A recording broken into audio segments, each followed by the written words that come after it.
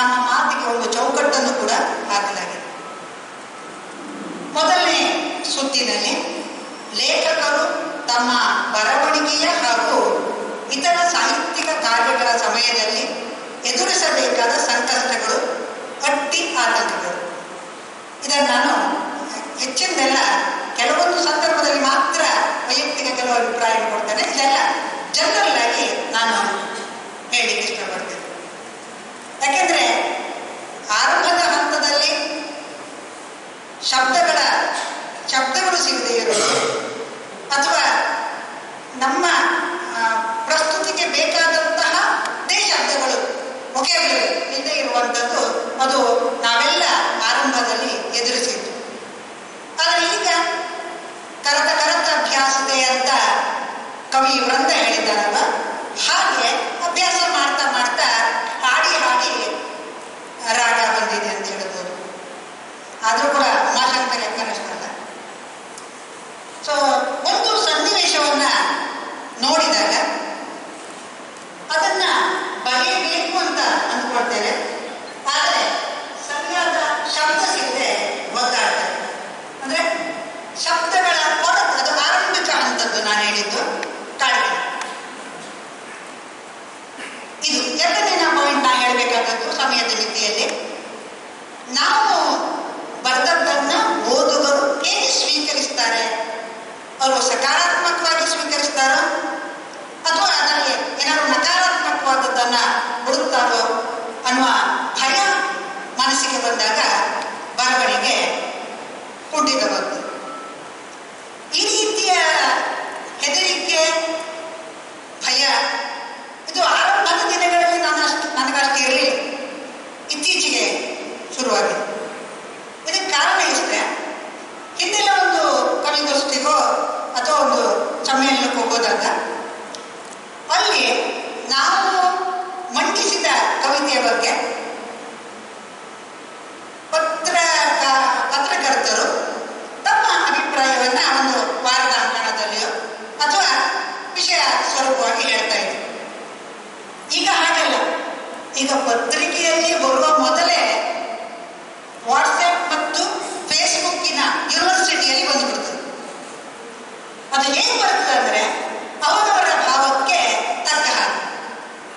ಹಾಗಿರುವಾಗ ನಾವು ಏನು ಹೇಳಲಿಕ್ಕೂ ಕೂಡ ಹೆದರಿಕೊಳ್ತೇವೆ. ಏನು ಹೇಳಬೇಕು, ಏನು ಹೇಳಬಾರ್ದು ಅಂತ ಗೊತ್ತಾಗೋದಿಲ್ಲ. ನೀವೊಂದು ಹಳೆಯ ಹಾಡನ್ನು ಕೇಳಿರ್ಬೇಕು. ನನ್ನ ದೃಷ್ಟಿಯಲ್ಲಿ ಸುಭದ್ರ ಕುಮಾರಿ ಚೌಹಾಣ್ ಬರ್ತದೆ ಇರ್ಬೋದು, ಅಲ್ಲದಿಯೂ ಇರ್ಬೋದು.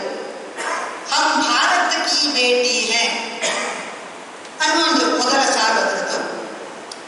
ಹಮ್ ಭಾರತ ಕಿ ಬೇಟಿ ಅಂತ ಅವರು ಸ್ವಾತಂತ್ರ್ಯ ಸಂಗ್ರಾಮ ಸಂದರ್ಭದಲ್ಲಿ ಬರ್ತಂತ ಹಾಡು. ಆದ್ರೆ ಈಗ ನಾವು ನೋಡ್ತೇವೆ, ಮಹಿಳೆಯರು ಸಂಕಷ್ಟಕ್ಕೆ ಸಿಲುಕಿದಾಗ ಅವರು ಭಾರತಕ್ಕೆ ಭೇಟಿ ಆಗಿರುವುದಿಲ್ಲ. ಅವರೊಂದು ಕಾಂಗ್ರೆಸ್ಸಿನ ಭೇಟಿಯಾಗಿರ್ತಾರೆ ಅಥವಾ ಬಿಜೆಪಿ ಭೇಟಿಯಾಗಿರ್ತಾರೆ. ಇನ್ನು ಕೆಲವು ಕಡೆಗಳಂತೂ ಅವರು ಈ ಎರಡೂ ಪಕ್ಷಕ್ಕೂ ಆಗಿರುವುದಿಲ್ಲ. ಅವರೊಂದು ಅನಾಥ ಭಾರತೀಯ ನಾರಿಗಳಾಗಿರ್ತಾರೆ. ಸೊ ಇದನ್ನೆಲ್ಲ ನೋಡುವಾಗ ನಮ್ಮ ಕವಿತೆಯ ಸಾಲುಗಳು ಹುಟ್ಟುವ ಮೊದಲೇ ಸತ್ತು ಹೋಗ್ತಾರೆ. ಈ ಒಂದು ಸಂಕಷ್ಟವನ್ನ ಹೆಚ್ಚಿನವರು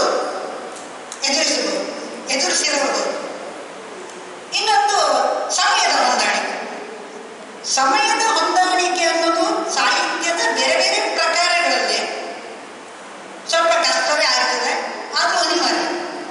ಕವಿತೆಯ ಸಂದರ್ಭದಲ್ಲಿ ಮೊದಲ 4 ಸಾಲುಗಳು ನಮಗೆ ತಟ್ಟನೆ ಹೊಡೆದದ್ದನ್ನು ಬರೀಲಿಕ್ಕೆ ಸಮಯದ ಪರಿಮಿತಿ ಬೇಕಾಗಿರುವುದಿಲ್ಲ, ಎಲ್ಲಿಯಾದರೂ ಬರೀಬಹುದು. ಅದಕ್ಕೊಂದು ಉದಾಹರಣೆ ಕೊಡ್ತೇನೆ. ಒಬ್ಬ ನಮ್ಮ ಕಾಲೇಜಿನ ವಿದ್ಯಾರ್ಥಿ, ಅವನು ಬೈಕಲ್ಲೇ ಬರ್ತಿದ್ದ. ಹಳೆಯ ಕಾಲ, ಸೆಮಿಸ್ಟರ್ಗಿಂತ ಮೊದಲೊಂದು ಕತೆ. ಬೈಕಲ್ಲಿ ಬರ್ತಿದ್ದ. ಬರುವಾಗ ಕಾಲೇಜಿಗೆ ಬರ್ತಾನೆ ಇಲ್ಲೋ ಗೊತ್ತಾಗೋಲ್ಲ. ಯಾಕಂದ್ರೆ ಅವನು ತನ್ನ ಒಂದೇ ನೋಟ್ಬುಕ್, ಆಲ್ ಇನ್ ಒನ್ ಒಂದು ನೋಟ್ಬುಕ್ ಅನ್ನು ಅವನು ಶರ್ಟಿನ ಒಳಗೆ ಹಾಕೊಂಡು ಬರ್ತಿದ್ದ. ಆಮೇಲೆ ಬೇಕಾದಾಗ ಕ್ಲಾಸಲ್ಲಿ ತೆಗಿತಿದ್ದ. ಯಾಕಂದ್ರೆ ಯಾರು ಮಾಸ್ಟರ್ ಜೋರ್ ಮಾಡ್ತಾರೆ ಅಂದಾಗ ನೋಟ್ಬುಕ್ ತೆಕ್ಕೊಂಡು ಅದ್ರಲ್ಲಿ ಬರೀತಿದ್ದ. ಅವನು ಫೈನಲ್ ಎಕ್ಸಾಮಿನ ದಿವಸ ನಾವು ಮಾಳಿಗೆ ಹತ್ತುವಲ್ಲಿ ಕೆಳಗೆ ಬೀಜಡಿಸಿ ಹೊರತು ಒಂದು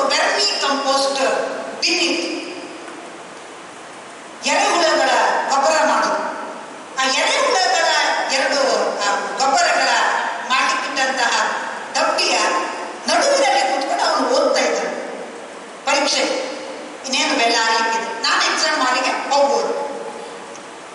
ಎಕ್ಸಾಮ್ ಹಾಲಿಗೆ ಹೋದಾಗ ನನಗೆ ಆ ಹುಡುಗನನ್ನು ನೋಡಿ ಒಂದು ಕವಿತೆ ಸ್ಫುರಣ ಆಗಿದೆ ಅಂದ್ರೆ ಅದನ್ನು ಬರಲೇಬೇಕಷ್ಟು ತುರ್ತು. ಆದರೆ ಎಕ್ಸಾಮ್ ಹಾಲಲ್ಲಿ ಪರೀಕ್ಷೆ ನಾವೇನು ಬರೆಯುವಾಗಿಲ್ಲ. ಆದರೂ ಕೂಡ ಏನೇನಂದ್ರೆ ಎಲ್ಲೋ ಒಂದು ಪೇಜನ್ನು ತೆಗಿಬಾರದ ಪೇಜನ್ನು ತೆಗೆದು ಅದನ್ನು ಸಣ್ಣಕ್ಕೆ ಮಡಚಿ ಒಂದು ಖರ್ಚಿನ ಒಳಗಿಟ್ಟುಕೊಂಡು 4 ಸಾಲನ್ನು ಬರೆದಿದ್ದೇನೆ. ಮತ್ತೆ ಅದನ್ನು ಪರಿಷ್ಕರಣೆ ಮಾಡಿದ್ದೇನೆ. ಆ 4 ಸಾಲುಗಳು ಬುದ್ಧನಾಗುವುದೆಂದರೆ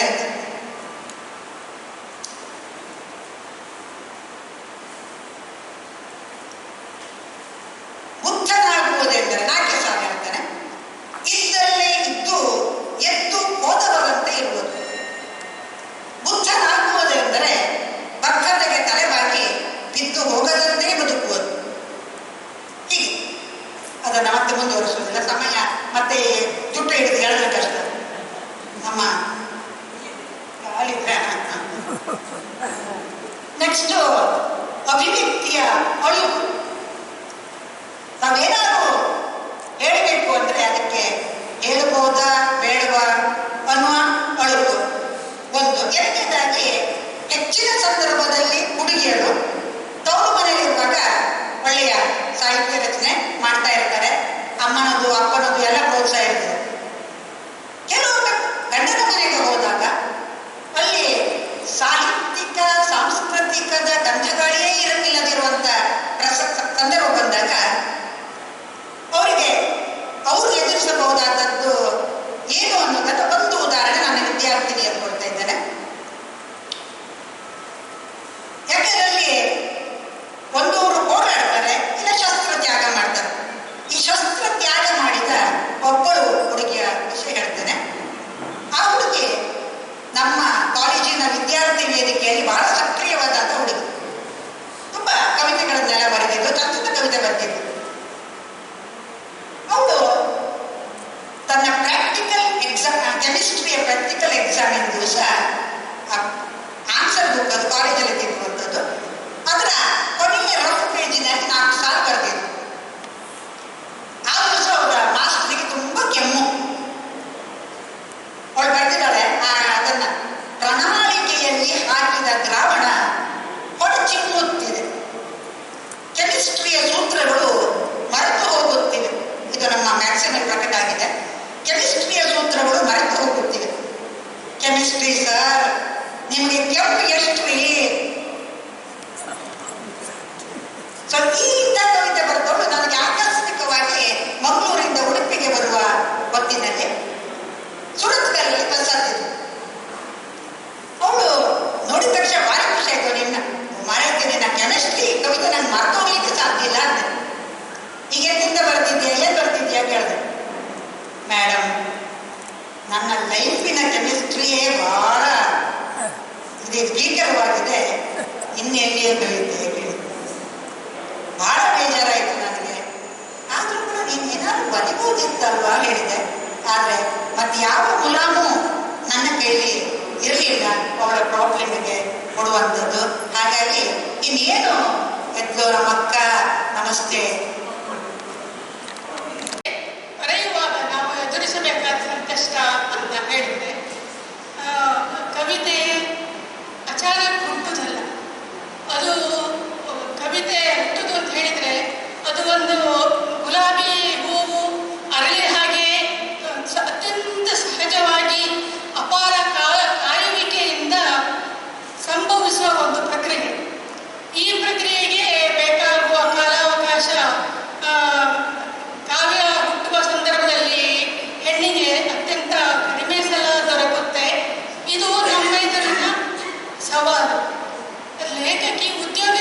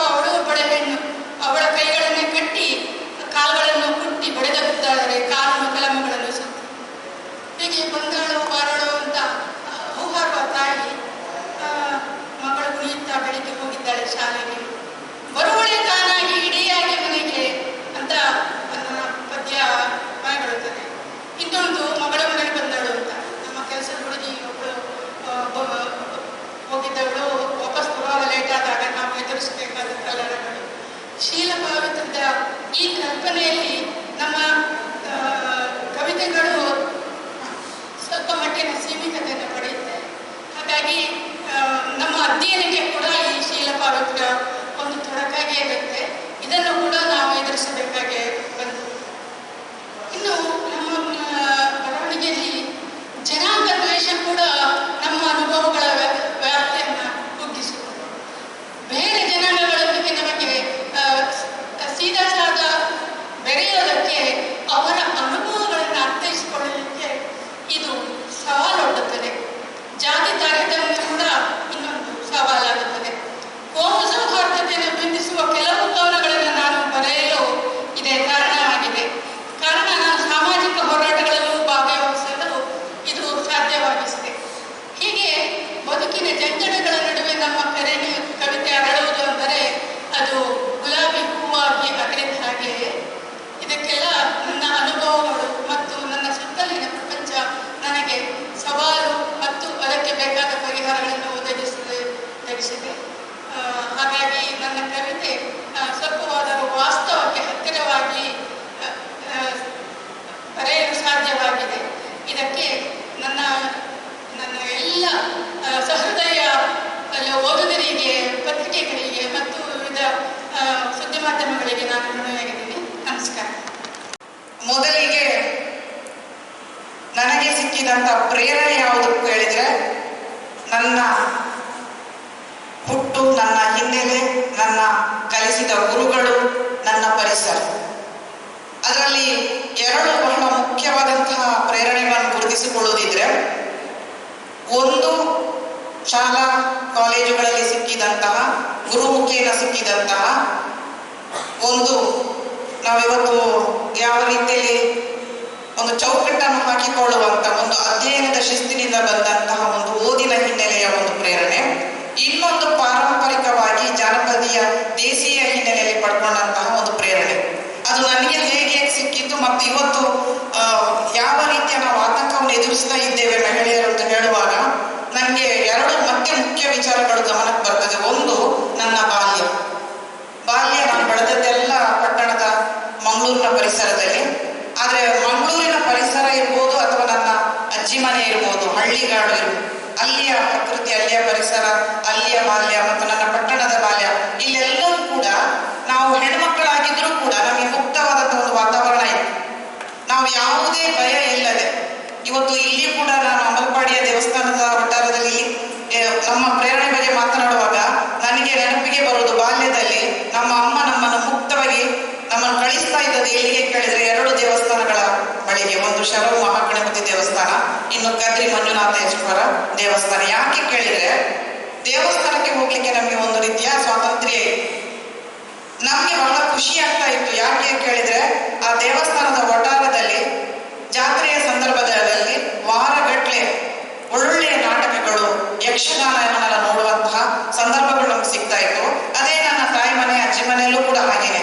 ಈ ಎಲ್ಲ, ಅದು ಯಕ್ಷಗಾನ ಇರ್ಬೋದು, ಇಲ್ಲಿಗೆ ಜಾನಪದ ಪರಂಪರೆ, ಮತ್ತೆ ಯಾವ ಯೋಚನೆ ಇರಲಿಲ್ಲ. ಮಧ್ಯರಾತ್ರಿ ಕೂಡ ಎತ್ಕೊಂಡು ಬರ್ತಾ ಇದ್ದೆವು. ಅದು ಪಟ್ಟಣದ ಪೇಟೆಯಲ್ಲಿ ಗಾಂಧಿಯಲ್ಲಿ ಹೇಳಿದ ಮತ್ತೆ ಅರ್ಥ ಅದು ಸ್ವತಂತ್ರವಾಗಿ ನಿರ್ಭಯವಾಗಿ ಓಡಾಡ್ಬೋದು. ಆ ರೀತಿಯ ಮುಕ್ತತೆ ನಮ್ಗೆ ಇತ್ತು. ಮತ್ತು ಎಲ್ಲಿಯೂ ಕೂಡ ಯಾವ ಸಂದರ್ಭದಲ್ಲೂ ಕೂಡ ಇವತ್ತು ನಾನು ಎದುರಿಸ್ತಾ ಇರುವಂತ ಅಥವಾ ನನ್ನ ಮಕ್ಕಳು ಎದುರಿಸ್ತಾ ಇರುವಂತ ಅಥವಾ ನನ್ನ ಲೋಕ ಎದುರಿಸ್ತಾ ಇರುವಂತ ಆ ಸಂಕಟಗಳು, ಆ ಗುಮ್ಮ, ಅದು ನಮ್ಮನ್ನು ಸೋಕದ ಹಾಗೆ ನಮ್ಗೆ ಒಂದು ಬೆಚ್ಚಗಿನ ಒಂದು ಆಶ್ರಯ ಈ ಸಮಾಜ, ನಮ್ಮ ಮನೆ, ನಮ್ಮ ಇಡೀ ಸುತ್ತಲಿನ ಸಮಾಜ ನಮ್ಗೆ ಒದಗಿಸಿಕೊಟ್ಟದ್ದು ಬಹುಶಃ ಅಲ್ಲಿಯೇ ಮೊದಲ ಪ್ರೇರಣೆ. ಹಾಗಾಗಿ ಗಿಡ ಗಂಟಿಗಳ ಎದುರಿನಲ್ಲಿ ಗಂಟಿ ಮೇಯಿಸ್ತಾ ಹಾಡುವಂಥದ್ದು, ನಮ್ಮದೇ ಸಂಗೀತ, ನಮ್ಮದೇ ಯಕ್ಷಗಾನ, ನಮ್ಮದೇ ಲಯ, ನಮ್ಮದೇ ಭಾಗವತಿಗೆ, ನಮ್ಮದೇ ದೀಗಿಣ.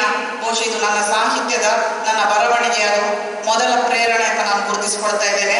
ಆ ನಂತರ ಇವತ್ತಿಗೂ ಕೂಡ ನಾನು ಭಾವಿಸಿಕೊಳ್ಳುವಂಥದ್ದು, ಯಾವತ್ತೂ ಕೂಡ ಸಾಹಿತ್ಯದ ಬರವಣಿಗೆ ನಾನು ಯಾವತ್ತೂ ಕೂಡ ವಿಮರ್ಶೆಗೆ ನಾನು ಅಂಜುವುದೇ ಇಲ್ಲ. ನಾನು ನನ್ನದೇ ಆದಂಥ ನಡೆಯನ್ನು, ಅದು ಸರಿ ತಪ್ಪು, ನನಗೆ ಮೂರು ಮುಖ್ಯ ವಿಚಾರಗಳು ಬೇಕೇ ಬೇಕು. ಒಂದು, ಸತ್ಯದ ಸಾಕ್ಷಾತ್ಕಾರ. ಆ ಸತ್ಯದ ಸಾಕ್ಷಾತ್ಕಾರ ಅದು ನನ್ನ ಎಲ್ಲ ಬರವಣಿಗೆಗಳ ಹಿಂದೆ, ಅದರ ಶೋಧನೆಯ ಹಿಂದೆ ಹೋದಾಗ ನನಗೆ ಭಯ ಆಗಲಿ, ನಿಂದಕರ ನಿಂದನೆ ಆಗಲಿ, ಅದು ನನ್ನನ್ನು ಸೋಕ್ಲಿಕ್ಕೆ ಸಾಧ್ಯನೇ ಆಗಲ್ಲ.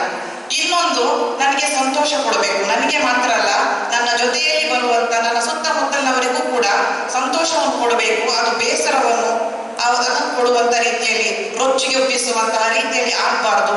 ಹಾಗಾಗಿ ಸದಾ ಆ ರೀತಿಯ ಒಂದು ಎಚ್ಚರ, ಅದನ್ನು ಹುಡುಕುವಂತ ಪ್ರಯತ್ನವನ್ನು, ಅದು ಪಾರಂಪರಿಕವಾಗಿ ಬಂದಂತಹ ನಮ್ಮ ಜಾನಪದದ ಶಿಸ್ತಿನ ಹಿನ್ನೆಲೆಗಳಿರ್ಬೋದು, ಶ್ರವಣ ಪರಂಪರೆ ಇರ್ಬೋದು, ಅದೇ ರೀತಿಯ ನಮ್ಮ ಬಸವಣ್ಣ ನಮ್ಮ 12ನೇ ಶತಮಾನದ ಕಾಯಕವೇ ಕೈಲಾಸ ಮಂತ್ರವನ್ನು ಬಿತ್ತಿದಂತಹ ಶರಣ ಪರಂಪರೆ ಇರ್ಬೋದು, ಆಧುನಿಕ ಬೇರೆ ಬೇರೆ ಪರಂಪರೆಗಳಿರ್ಬೋದು, ಆ ಎಲ್ಲ ಹಿನ್ನೆಲೆಯಲ್ಲಿ ಇಟ್ಟುಕೊಂಡು ಭಾಷೆ ಯಾವತ್ತೂ ಕೂಡ ಆ ಭಾಷೆಯ ಒಳಗಡೆ ತುಳು ಮತ್ತು ಇಲ್ಲಿ ನಮ್ಮ ಕನ್ನಡ ಇರ್ಬೋದು, ಅಲ್ಲಿ ಮೇಡಮ್ ಎಲ್ಲ ಈಗ ಹೇಳಿದ ಹಾಗೆ ಶಬ್ದಗಳು, ಆ ಶಬ್ದಗಳ ಕೊರತೆ ನಮ್ಗೆ ಯಾವಾಗ ಆಗಲ್ಲ ಹೇಳಿದ್ರೆ ನಿರ್ಯೋಚನೆಯಿಂದ ನಾವೇ ನಮ್ಮ ಯೋಚನೆಗಳಿಗೆ ಯಾವುದೇ ಚೌಕಟ್ಟುಗಳನ್ನು ಹಾಕದೆ ಬೆಳೀತಾ ಬೆಳೀತಾ ಇವನ್ನೆಲ್ಲ ಅರಗಿಸಿಕೊಳ್ಳುವಂತ ತಾಕತ್ತು ನಮ್ಮೊಳಗೆ ಮೂಡ್ತದೆ. ಅದು ಮಹಿಳೆಯರ ಒಳಗೂ ಕೂಡ ಶಕ್ತಿ ಆಗ್ತದೆ ಎನ್ನುವುದನ್ನು ನಾನು ಗಮನಿಸಿಕೊಂಡಿದ್ದೇನೆ.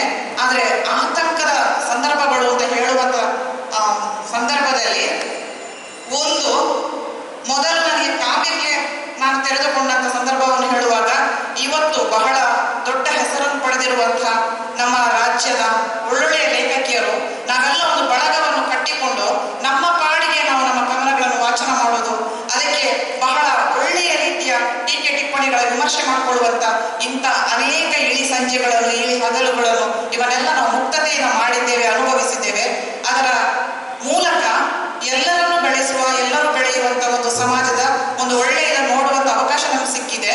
ಇನ್ನೊಂದು ನಮ್ಗೆ ಬಹಳ ಖುಷಿ ಯಾವುದು ಕೇಳಿದ್ರೆ, ನನ್ನ ಅಪ್ಪ ಅಮ್ಮ ನನ್ಗೆ ಇಟ್ಟಂತ ಹೆಸರು, ಅವ್ರು ನನ್ಗೆ ಇಟ್ಟಂತ ಹೆಸರು ಬಾಲ್ಯದಲ್ಲಿ ಬಹಳ ಬೇಸರ ಆಗ್ತಾ ಇತ್ತು. ನಾನಿನ್ನು ದೊಡ್ಡವಳಾಗ್ತಾ ಹೋದ್ರೆ ನನ್ನನ್ನು ನಮ್ಮ ನಿಕೇತನ ಅಜ್ಜಿ ಅಂತ ಕರೀಲಿಕ್ಕೆ ಕಷ್ಟ ಅಲ್ವಾ ಹೇಳಿ. ಆದ್ರೆ ಆ ನಿಕೇತನ ಎನ್ನುವಂತ ಹೆಸರು ಬಹುಶಃ ಆರಂಭದಲ್ಲಿ ನನ್ನನ್ನು ಬರಹಗಾರ್ತಿಯಾಗಿ ನನ್ನನ್ನು ಪರಿಚಯಿಸುವಂತ ಸಂದರ್ಭದಲ್ಲಿ ಅಚಲ ಎನ್ನುವಂತ ಒಂದು ಪತ್ರಿಕೆಯಲ್ಲಿ ನಾವೆಲ್ಲ ಬಳ್ಳಾರಿಯಲ್ಲಿ ಒಟ್ಟಾದೆವು, ನಾವೆಲ್ಲ ಸ್ನೇಹಿತೆಯರು, ನೇಮಿಚಂದ್ರ, ವಸ್ತು ಅಂತ ಹೇಳುವಂಥವ್ರು, ಈಗ ಕೆಲವರು ಅವರೆಲ್ಲ ನಾವು ಒಟ್ಟಾದಾಗ ಎಲ್ಲರೂ ಹೇಳಿದ ಒಂದು ಮಾತು ಏನು ಹೇಳಿದ್ರೆ, ಅಯ್ಯೋ ನೀನು ಹುಡುಗಿಯ ಮಾರೈತಿ. ನಾವೆಲ್ಲ ಯೋಚನೆ ಮಾಡಿದ್ದು ಒಬ್ಬ ಹುಡುಗ ಚೆನ್ನಾಗಿ ಬರೀತಾ ಇದ್ದಾರೆ ಹುಡುಗಿಯರ ಪರವಾಗಿ ಅಂತೇಳಿ. ಇದು ಬಹುಶಃ ಹುಡುಗ ಮತ್ತು ಹುಡುಗಿ ಎನ್ನುವಂತ ರೀತಿಯಲ್ಲಿ ಸಮಾಜ ನಮ್ಮನ್ನು ಹೇಗೆ ನೋಡ್ತದೆ ಎನ್ನುವಂಥದ್ದು ನನಗೆ ಕಲಿಸಿಕೊಟ್ಟಿದ್ದು. ಮುಂದಿನ ದಿನಗಳಲ್ಲಿ ನನಗೆ ಅರ್ಧನಾರೀಶ್ವರ ಪರಿಕಲ್ಪನೆ, ಸತಿಯೊಳಗೊಬ್ಬ ಪತಿ, ಪತಿಯೊಳಗೊಬ್ಬ ಸತಿ, ಇವನ್ನೆಲ್ಲ ಹೆಚ್ಚೆಷ್ಟು ಸ್ಪಷ್ಟತೆ ಮಾಡ್ಕೊಳ್ಳಿಕ್ಕೆ ಸಾಧ್ಯ ಆಯಿತು. ಬಹುಶಃ ಇವತ್ತಿನ ದಿನದಲ್ಲಿ ಆಧುನಿಕ ತಂತ್ರಜ್ಞಾನ, ನಮ್ಮ ವಾಟ್ಸಪ್, ಆಮೇಲೆ ಭಾಷೆಗೆ ಯಾವ ರೀತಿಯ ಅಡೆತಡೆಗಳು ಇಲ್ಲ, ಮತ್ತು ನಮ್ಮ ಭಾವಕೋಶ, ನಮ್ಮ ಭಾವನೆ ವಿಚಾರ ಪ್ರಧಾನ ಆದಾಗ ಅದು ಗದ್ಯ ಆಗಬಹುದು, ಭಾವ ಪ್ರಧಾನ ಆದಾಗ ಅದು ಪದ್ಯ ಆಗ್ತದೆ. ಆ ಗದ್ಯದ ಒಳಗಡೆ ಪದ್ಯವನ್ನು ತರುವಂತಹ ಅನೇಕ ರೀತಿಯ ಹೊಸ ಹೊಸ ಬರವಣಿಗೆಗಳು, ಬಹುಶಃ ಅದರಲ್ಲಿ ಬಹಳ ಖುಷಿ ಪಡ್ಬೇಕಾದದ್ದು ಯಾವುದು ಕೇಳಿದ್ರೆ, ನಾನು ಯಾವತ್ತೂ ಕೂಡ ಇವತ್ತಿಗೂ ಕೂಡ ಎಳೆಯ ತಲೆಮಾರಿನ ಜೊತೆಗೆ ಮತ್ತೆ ಮತ್ತೆ ಮುಖಾಮುಖಿ ಆಗುವಾಗ ಅವರ ಅಭಿಪ್ರಾಯಗಳು, ಅವರ ಆಲೋಚನೆಗಳು, ಅವರ ಬರವಣಿಗೆಗೆ ಉತ್ತೇಜನಗಳನ್ನು ಕೊಡುವಂತ ಸಂದರ್ಭಗಳೆಲ್ಲ ಬಂದಾಗ ಒಂದು ದೊಡ್ಡ ಇವತ್ತು ಎದುರು ಕಾಣಿಸಿಕೊಳ್ಳುವಂಥದ್ದು ಕನ್ನಡ ಭಾಷೆಯ ಎದುರು. ನಾವು ನಮ್ಮ ಕನ್ನಡ ಭಾಷೆಯನ್ನು ಬಿಟ್ಟು ಬೇರೆ ಭಾಷೆಗಳಲ್ಲಿ ಇರುವ, ಪ್ರಪಂಚದಾದ್ಯಂತ ಇರುವ ಜಗತ್ತಿನ ಅತಿ ಸಣ್ಣ ಕಥೆಗಳು, ದಿವಾಕರ್ ಅವರ ಕಥೆಯನ್ನು ಓದುವಾಗ ಯಾವ್ಯಾವ ಕಥೆಗಳು ಏನೇನೆಲ್ಲ ಅರ್ಥಗರ್ಭಿತವಾದಂತ ಅತಿ ಚಿಕ್ಕ ಕಥೆ ಎಷ್ಟೆಲ್ಲ, ಯಾಕಂದ್ರೆ ಬದುಕಿನ ಶೋಕ ಅದು ಶ್ಲೋಕ ಆಗುವ ರೀತಿಯಲ್ಲೇ ನಾನೆಲ್ಲವೂ ಬರೆಯುವಂತ ಸಂದರ್ಭಗಳು, ಒಂದು ನನಗೆ ತುಂಬಾ ನೋವಾಗ್ಬೇಕು, ಇಲ್ಲವೇ ನನಗೆ ತುಂಬಾ ಸಂತೋಷ ಆಗ್ಬೇಕು. ಈ ಎರಡು ಸಂದರ್ಭಗಳು ನನ್ನನ್ನು ಬರವಣಿಗೆ ಕಡೆಗೆ ಮತ್ತೆ ಮತ್ತೆ, ಯಾಕಂದ್ರೆ ಧ್ಯಾನಸ್ಥ ಸ್ಥಿತಿಗೆ ಇಳಿಯುವ ರೀತಿಯಲ್ಲಿ ನನ್ನನ್ನು ನಾನು ಹಗುರಗೊಳಿಸ್ತಾ, ನನ್ನನ್ನು ನಾನು ಪ್ರೀತಿಸ್ತಾ, ನನ್ನ ಸುತ್ತಲಿನವರು ಪ್ರೀತಿಸಲಿಕ್ಕೆ ನನಗೆ ಕಾರಣ ಆಗಿದೆ. ಸಾಕಷ್ಟು ಜನ ನನಗೆ ಬಂಧುಗಳ, ನನ್ನ ವಲಯವನ್ನು, ರಕ್ತ ಸಂಬಂಧಿಗಳು ಮಾತ್ರ ಅಲ್ಲ, ಈ ರೀತಿಯ ಸಂಬಂಧಗಳನ್ನು ಅದು ಬೆಸೆಯುವಂತ ನನಗೆ ಅವಕಾಶವನ್ನು ಮಾಡಿಕೊಟ್ಟಿದೆ. ಈ ಪ್ರೇರಣೆಗಳ ಜೊತೆಗೆ ಮುಂದಿನ ಸುತ್ತಿನಲ್ಲಿ ಬಹುಶಃ ನಮ್ಮ ಯಾವ ರೀತಿಯಲ್ಲಿ ಇದನ್ನು ತಡೆಗಟ್ಟಬಹುದು ಎನ್ನುವಂತ ಮಾತಿಗೆ ಮತ್ತೆ ನಾನು ಬರ್ತೇನೆ ಅಂತ ಹೇಳ್ತಾ ನನ್ನ ಮಾತುಗಳನ್ನು ಒಬ್ಬ ಹೆಣ್ಣಾಗಿ ನಾನು ಪ್ರವೇಶ ಪಡುವುದು ಹೇಗೆ ಮತ್ತು ಸಾಹಿತ್ಯಕ್ಕೆ ನನ್ನ ಪ್ರವೇಶ ಹೇಗೆ ಎಂಬುದನ್ನು ಹೇಳಬೇಕಾದ್ರೆ, ನನಗೆ ಮೊದಲನೇದಾಗಿ ಕಾಣೋದು ಜಾದೂಗಾರಳಾಗಿ ಅಥವಾ ಮಾಂತ್ರಿಕಳಾಗಿ ಕಾಣೋದು ನನ್ನ ಅಜ್ಜಿ. ನನ್ನ ಬಾಲ್ಯವನ್ನ ಸಮೃದ್ಧಿಯಾಗಿಸ್ತಲೇ ನನಗೆ ಅಕ್ಷರ ಅನ್ನುವಾಗೆಂತ ಮೌಖಿಕ ಪರಂಪರೆಯನ್ನ ಒಂದು ಕಥೆಗಳ ರೂಪದಲ್ಲಿ ಅವಳು ಹೇಳ್ತಾ ಹೇಳ್ತಾ ಹೇಳ್ತಾ ನನಗೆ ಗೊತ್ತಿಲ್ಲದ ಹಾಗೆ ಒಬ್ಬ ಕವಿ, ಒಬ್ಬ ಸಾಹಿತಿ ಅವಳ ಅಂತ ನನ್ನನ್ನು ಆ ನಿಟ್ಟಿನಲ್ಲಿ ಕೈ ಹಿಡ್ಕೊಂಡು ಕರ್ಕೊಂಡು ಹೋಗ್ತಾ ಇದ್ಲು. ಅದು ಆಗ ನನಗೆ ಗೊತ್ತೇ ಇರಲಿಲ್ಲ. ಆದರೆ ಇವತ್ತು ನಾನು ಯಾವ ಸ್ಥಳದಲ್ಲಿ ನಿಂತಿದ್ದೇನೋ ಅಥವಾ ಏನಾಗಿದ್ದೇನೋ ಅದಕ್ಕೆ ಇನ್ನೊಂದು ಮುಖ್ಯ ಕಾರಣ ಅಂದ್ರೆ ಬದುಕು ಕೊಟ್ಟಂತಹ ಅಚಾನಕ್ ಆಘಾತಗಳು ಇರ್ಬೋದು ಅಥವಾ ನೋವುಗಳಿರ್ಬೋದು ಕೆಲವೊಮ್ಮೆ ಸಂಭ್ರಮಗಳು ಇರಬಹುದು. ಅದನ್ನು ನಾನು ಅರಗಿಸಿಕೊಳ್ಳಿಕ್ಕೆ ಆಗದೇ ಇದ್ದಾಗ ಅದನ್ನ ಹೊರಗಡೆ ಚೆಲ್ಲಬೇಕು ಅಥವಾ ಹೊರಗಡೆ ತೋರ್ಪಡಿಸ್ಬೇಕು ಅಥವಾ ನಾನು ನಿರಾಳತೆಯನ್ನು ಅನುಭವಿಸ್ಬೇಕು ಅಂದಾಗ ನನಗೊಂದು ಬೇಕಿತ್ತು. ಬದುಕು ನನ್ನನ್ನು ತೆಗೆದು ಸಮುದ್ರಕ್ಕೆ ಬಿಸಾಕಿದಾಗ ಅಥವಾ ಒಂದು ಆಮೆ ಚಿಪ್ಪಿನೊಳಗೆ ತನ್ನ ಕೈಯೊಳಗೆ ತನ್ನ ದೇಹವನ್ನೆಲ್ಲ ಅಡಗಿಸಿಕೊಂಡು ಕೂತಾಗ ತನ್ನನ್ನು ತಾನು ಹೊರಕ್ಕೆ ತೋರ್ಪಡಿಸಿಕೊಳ್ಬೇಕು ಅನ್ನುವಾಗ ನಾನು ಅಸಹಾಯಕಳಾಗಿ ನೋಡಿದಾಗ ನನಗೆ ಸಿಕ್ಕಿದಂತಹ ಒಂದೇ ದೈವಿಕ ಶಕ್ತಿ ಇರುತ್ತೆ, ಅಕ್ಷರಲೋಕ. ಅದರಿಂದಾಗಿ ನಾನು ಬರ್ತೆ. ನಾನು ಯಾವಾಗಲೂ ಕೂಡ ನಾನೊಬ್ಬ ಕವಿಯತ್ರಿ ಆಗ್ತೇನೆ ಅಥವಾ ಕಥೆಗಾರಳಾಗ್ತೇನೆ ಇಂತಹ ಕನಸುಗಳನ್ನು ಕಟ್ಟಿಕೊಳ್ಳಿಲ್ಲ. ಆದರೆ ಬದುಕಿನ ಅನಿವಾರ್ಯತೆಗಳು ನನ್ನನ್ನು ಆ ನಿಟ್ಟಿನಲ್ಲಿ ಕೈ ಹಿಡಿದು ಕರ್ಕೊಂಡು ಹೋಯ್ತು ಅಂತ ಹೇಳಿಕ್ಕೆ ಇಷ್ಟಪಡ್ತೇನೆ. ಜೊತೆಗೆ ನನಗೆ ಸಿಕ್ಕಿದಂತಹ, ನಾನು ಹುಟ್ಟಿದಂತಹ ನನ್ನ ಮಣ್ಣು ಅಂದರೆ ನನ್ನ ಹಿರೇಡ್ಕ ಎನ್ನುವಂತಹ ಒಂದು ಅದ್ಭುತ ಊರು ನನಗೆ ಈ ರೀತಿಯಾಗಿ ನನ್ನ ಭಾವಕೋಶವನ್ನು, ನನ್ನ ಭಾವ ಪ್ರಪಂಚವನ್ನು ವಿಸ್ತರಿಸ್ತಾ ನನ್ನನ್ನು ಕೈ ಹಿಡ್ಕೊಂಡು ಕರ್ಕೊಂಡೋದು. ಈಗಷ್ಟೇ ಸದ್ಯಕ್ಕೆ ಹೇಳಿದ್ರು, ಸಿರಿಯನ್ನು 40ಕ್ಕೂ ಹೆಚ್ಚು ಪ್ರಸ್ತುತಿ ಮಾಡಿದೆ. ಆ ಸಿರಿ ಎನ್ನುವಂತಹ ಒಬ್ಬ ಆ ಕಾಲದ ಜಾನಪದೀಯ ಲೋಕದ ಆ ಹೆಣ್ಣು ಮಗಳು, ಯಾವುದೇ ಅಕಾಡೆಮಿಕ್ ಆದಂತಹ ವಿದ್ಯಾಭ್ಯಾಸದಲ್ಲಿ ಯಾವುದೂ ಇಲ್ಲದ ಒಬ್ಬ ಹೆಣ್ಣು ಮಗಳು ಆ ಕಾಲದಲ್ಲಿ ತನ್ನ ಅಸ್ಮಿತೆಯನ್ನ, ತನ್ನ ಅಸ್ತಿತ್ವವನ್ನು ತೋರಿಸ್ಲಿಕ್ಕೆ ಯಾವುದು ಸತ್ಯವೋ ಅದನ್ನು ನಾನು ಮಾಡ್ತೇನೆ, ಯಾವುದು ಜನರ ನಡುವೆ ಇರುವಂತಹ ಸರಿ ತಪ್ಪುಗಳೆಲ್ಲ ತನಗೆ ಸತ್ಯ ಕಂಡದ್ದನ್ನೇ ನಡೆಯುತ್ತಾ ಹೋದುವಂತಹ ಒಬ್ಬ ಅದ್ಭುತ ಹೆಣ್ಣು ಮಗಳ ಕತೆ. ಅಥವಾ ಅಲ್ಲಿ ನನ್ನ ಊರಲ್ಲಿ ಹಿರೇಡ್ಕದಲ್ಲಿರುವಂತಹ ವೀರಭದ್ರ ದೇವಸ್ಥಾನ, ಆ ಸುತ್ತಲಿನ ಪರಿಸರ ನನ್ನನ್ನು ಬೆಳೆಸಿದ್ದು. ನನ್ನ ಜೊತೆಗೆ ಶಿಲ್ಪ ಕೂಡ ಇದ್ದಾರೆ. ನಾವೆಲ್ಲ ಚಿಕ್ಕದಿರುವಾಗ ಆ ಹಿರೇಡ್ಕ ಪರಿಸರದಲ್ಲಿ ಸಿರಿ ಜಾತ್ರೆಗೆ ಓಡೋದೇ ನಮ್ಗೆಲ್ಲ ಖುಷಿ. ನಾವೆಲ್ಲರೂ ಒಂದು ನಮ್ಗೆ ಆಗ ಹೊಸ ಬಟ್ಟೆ ಎಲ್ಲ ಸಿಕ್ಕಿದ್ದು ಜಾತ್ರೆ ಸಮಯದಲ್ಲಿ. ಆ ಹೊಸ ಬಟ್ಟೆಯ ಪರಿಮಳವನ್ನ ಹಿಡ್ಕೊಂಡು ನಾವೆಲ್ಲ ಒಬ್ರೊಬ್ರು ಗೆಳತಿಯರೆಲ್ಲ ಮನೆಗೆ ಹೋಗೋದು. ಅಲ್ಲಿ ತಲೆಗೆ ಹಾಕ್ತಾರಲ್ಲ ಗೊರಗು, ಅದು ಸಾಲ ಲಾರಿಗಳು ಬಂದು ನಿಲ್ತಿತ್ತು, ಅದನ್ನು ಲೆಕ್ಕ ಹಾಕುದು. ಆ ನಂತರ ದೇವಸ್ಥಾನದಲ್ಲಿ ಇರುವಂತಹ ಬದುಕಿನಲ್ಲಿ ನೊಂದಂತಹ ಆ ಹೆಣ್ಣು ಮಕ್ಕಳು, ಅಲ್ಲಿರುವಂತದ್ದೆಲ್ಲ ರೈತಾಪಿ ಹೆಂಗಸರು ಇರ್ಬೋದು, ಮಧ್ಯಮ ವರ್ಗದವರು, ಕೆಳ ಮಧ್ಯಮ ವರ್ಗದ ಹೆಂಗಸರು, ಬದುಕಿನ ಆ ಒತ್ತಡಗಳನ್ನ, ತಲ್ಲಣಗಳನ್ನ ಅಥವಾ ಬದುಕು ಏನನ್ನ ಕೊಡ್ತಲೇ ಇದರಿಂದ ಹೇಗೆ ಹೊರ ಚೆಲ್ಲಬೇಕು ಅನ್ನುವಾಗ ಅದು ಎಲ್ಲ ಒಂದು ಕೌನ್ಸಿಲಿಂಗ್ ತರ ಅವರಿಗೆ ಸಿಕ್ತಿದ್ದು ಆ ದೇವಸ್ಥಾನ. ಅಲ್ಲಿ ಸಿರಿಯಾಗಿ ಅವರು ಆರ್ಭಟವನ್ನ ಮಾಡ್ತಿದ್ರು. ಆ ಹಿಂಗಾರವನ್ನು ಇಟ್ಟುಕೊಂಡು ಅವ್ರ ಮುಖಕ್ಕೆ ಬಡಿತಾ, ಇಡೀ ಮೈಗೆ ಬಡಿತಾ, ಎದುರಿಗೆ ವರ್ಷ ಇಡೀ ಯಾವ ಅತ್ತೆಯಿಂದ ಅಥವಾ ಗಂಡನಿಂದ ಅಥವಾ ಗಂಡನ ಮನೆಯವರಿಂದ ಅಥವಾ ತಾಯಿ ಮನೆಯಲ್ಲೇ ಇರ್ಬೋದು, ಯಾರಿಂದೆಲ್ಲ ನೋವು ಅನುಭವಿಸ್ತಿದ್ದಾರಲ್ಲ ಅವರ ಎದುರಿಗೆ ಇವರು ಮಹಾನ್ ಶಕ್ತಿಯಾಗಿ ನಿಂತು ಅವರನ್ನೇ ಪ್ರಶ್ನೆ ಮಾಡುವಂಥದ್ದು. ಅವರು ತುಂಬಾ ದೀನತೆಯಿಂದ ಅವರ ಎದುರು ನಿಂತಿರೋದು. ಇದನ್ನೆಲ್ಲ ನಾವು ಚಿಕ್ಕದಿರುವಾಗ ನೋಡ್ತಾ ಇದ್ದೇವೆ. ಅವ್ರು ಗಟ್ಟಿಯಾಗಿ ಜೋರಾಗಿ ಬೊಬ್ಬೆ ಹಾಕುವಾಗ ಒಂದು ಸಿರಿಯಿಂದ ನಾವು ತಪ್ಪಿಸ್ಕೊಂಡು ಇನ್ನೊಂದು ಸಿರಿ ಅಂತ ಹೋಗುವಂಥದ್ದು. ಈ ಸಿರಿ ಪ್ರಪಂಚ ನನಗೆ ಗೊತ್ತಿಲ್ಲದ ಹಾಗೆ ನನ್ನೊಳಗೆ ಭಾವ ಪ್ರಪಂಚವನ್ನ ಕಟ್ಟುತ್ತಾ ಹೋಗುತ್ತೆ. ಜೊತೆಗೆ ಹೆಣ್ಣಾಗಿ ಅನುಭವಿಸುವ ನೋವಿನ ಬಗ್ಗೆ ಹೇಳಿದ್ರು. ಪ್ರತಿಯೊಂದು ಘಟನೆಗಳು, ಹೆಣ್ಣಾಗಿ ಸಿಕ್ಕಿದಂತ ಅನುಭವಗಳು ಕೂಡ ನಾನು ನನ್ನ ಬರಹಕ್ಕೆ ಸಿಕ್ಕಿದಂತಹ ಮುಲಾಮು ಅಥವಾ ಶಕ್ತಿ, ಗ್ಲೂಕೋಸ್ ಅಂತ ತಿಳ್ಕೊಳ್ತೇನೆ. ಅದು ಯಾವತ್ತೂ ಕೂಡ ನನ್ನನ್ನು ಮುಗಿಸ್ಲಿಲ್ಲ. ಈಗ ಸುಕನ್ಯಕ್ಕ ಹೇಳಿದ್ರು, ನಮ್ಗೆ ಹೆಂಗಸರಿಗೆ ಇರುವಂತಹ ಅನುಭವಗಳು ಕೆಲವು ಅದು ಕಾವ್ಯದ ಮಿತಿ ಆಗ್ತದೆ ಅಂತ. ಆದ್ರೆ ನನ್ನ ಮಟ್ಟಿಗೆ ಹೇಳುವಂಥದ್ದು, ಹೆಂಗಸಿಗೆ ಅಥವಾ ಹೆಣ್ಣಿಗೆ ಅಥವಾ ನಮ್ಗೆ ಸಿಕ್ಕಿದಂತ, ನಮ್ಗಾಗಿ ಇರುವಂತಹ ಮೀಸಲಾಗಿರುವಂತಹ ಕೆಲವು ಅನುಭವಗಳು ನನ್ನನ್ನು ಕಾವ್ಯ ಲೋಕದಲ್ಲಿ, ಬರವಣಿಗೆಯಲ್ಲಿ ನನ್ನನ್ನು ಹಚ್ಚಲಿಕ್ಕೆ ಬಹಳಷ್ಟು ಶಕ್ತಿ ಕೊಟ್ಟಿತ್ತು. ಮತ್ತೆ ಬದುಕಿನಲ್ಲಿ ಸಿಕ್ಕಿದಂತ ಪ್ರತಿಯೊಂದು ನೋವುಗಳಿರ್ಬೋದು, ಆ ಎಲ್ಲಾ ನೋವುಗಳನ್ನು ಈಗ ಹಿಂತಿರುಗಿ ನೋಡಿದಾಗ ನಾನು ಕೃತಜ್ಞತೆಯನ್ನು ಸಲ್ಲಿಸಬೇಕು. ಯಾಕಂದ್ರೆ ಆ ಎಲ್ಲಾ ನೋವುಗಳು ನನ್ನನ್ನು ಒಬ್ಬಳನ್ನು ಬರಹಗಾರ್ತಿಯನ್ನ ಹುಟ್ಟಿಸುವಲ್ಲಿ ಸಹಕಾರಿಯಾಗಿದೆ. ಆ ಎಲ್ಲಾ ನೋವುಗಳು ಇನ್ನೊಂದು ರೂಪದಲ್ಲಿ ನನ್ನ ಕವಿತೆಗಳಾಗಿದೆ. ಹಲವಷ್ಟು ನನ್ನ ಗೆಳತಿಯರಿಗೆ ಹೇಳೋದಿದೆ, ನನ್ನ ಕವನಗಳು ಅರ್ಥ ಆಗೋದಿಲ್ಲ ಅಂತ. ಯಾಕೆಂತ ಹೇಳಿದ್ರೆ ಹೆಣ್ಣಿಗೆ ಈಗಷ್ಟೇ ಹೇಳಿದ್ರು ಮಿತಿಗಳು ಏನು ಅಂತ, ನಮ್ಗೆ ಏನು ಸಂಕಷ್ಟಗಳು ಅಂತ ನಾವೆಲ್ಲರೂ ಬೀಳ್ಬಿಸಾಗಿ ಬರೀಲಿಕ್ಕೆ ಆಗೋದಿಲ್ಲ. ಯಾಕಾಗೋದಿಲ್ಲ ಅಂತ ಹೇಳಿದ್ರೆ ನಮ್ಮ ವೈಯಕ್ತಿಕ ಬದುಕಿನ ಚಿಕ್ಕ ಚಿಕ್ಕ ಸೂಕ್ಷ್ಮತೆಗಳನ್ನ ಹೊರಗೆ ಸಂತೆಯಲ್ಲಿ ತಂದು ಬಿಡಿಸಿಡ್ಲಿಕ್ಕೆ ಆಗೋದಿಲ್ಲ. ಮತ್ತೆ ನಮ್ಗೆ ಅನುಭವ ಆದಲ್ಲ ಅಥವಾ ನಮ್ಮ ಹತ್ತಿರದಲ್ಲಿ ಅನುಭವ ಆದನ್ನು ಕೂಡ ಎಲ್ಲವನ್ನು ಕೂಡ ಬಿಡಿಸಿಟ್ಟು ಹೇಳಿದಾಗ, ಹಾಗಾದ್ರೆ ಇವಳ ಬದುಕಿ ಇದು ಹೀಗೆ ಇರಬೇಕು ಅಂತ ಪ್ರಶ್ನೆಗಳು ಬರ್ತದೆ. ಅದನ್ನ ಎದುರಿಸುವಂಥದ್ದು ಕೂಡ ನಮ್ಗೆ ಒಂದಷ್ಟು ಮುಜುಗರ ತರ್ಬೋದು. ಆಗ ನನಗೆ ಕಂಡದ್ದು, ನನ್ನ ನೋವುಗಳನ್ನ ಹರಿಬಿಡಬೇಕು ಅಥವಾ ಸಂಭ್ರಮವೇ ಇರ್ಬೋದು, ಹೊರಗೆ ತೋರಿಸ್ಪಡಿಸಬೇಕು. ಆದ್ರೆ ಅದನ್ನು ಗದ್ಯದ ರೀತಿಯಲ್ಲಿ ಚೆನ್ನಾಗಿ ಬಿಡಿಸಿಕೊಂಡು ವಿವರಣೆಯನ್ನು ಹೇಳ್ಬಾರ್ದು. ಅದಕ್ಕೋಸ್ಕರ ನನಗೆ ಆಗ ಸಿಕ್ಕಿದ್ದು ಪ್ರತಿಮೆಗಳು, ರೂಪಕಗಳು. ಅದನ್ನು ಇಟ್ಟುಕೊಂಡು ನನಗೆ ಎದುರು ಕಾಣುವಂತ ಪ್ರತಿಯೊಂದು ವಸ್ತುವಿನಲ್ಲಿ ಹೊಸದೇನು ಸಿಗ್ತದೆ ಅಂತ ನಾನು ನೋಡ್ತಾ